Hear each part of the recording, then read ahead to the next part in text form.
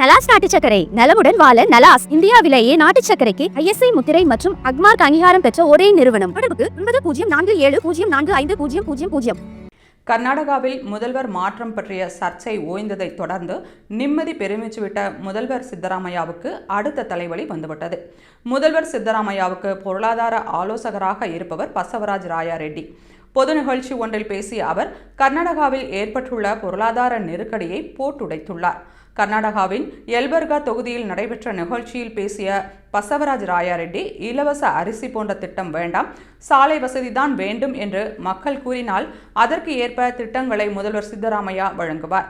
அரிசி உள்ளிட்ட பொருட்கள் வேண்டாம் என்று மக்கள் தன்னிடம் கூறினால் அதனை முதல்வரிடம் கூறி தானே அதை பரிந்துரைப்பேன், நிறுத்தச் சொல்லவா என மக்களிடம் கேட்டார். மேலும் சாலை மற்றும் பள்ளி வசதிகளை மக்கள் கேட்டால் தங்களால் ஒரே நேரத்தில் அதனை செய்து கொடுக்க முடியாது என்று முதல்வரின் பொருளாதார ஆலோசகர் ஓப்பனாக தெரிவித்துள்ளார்.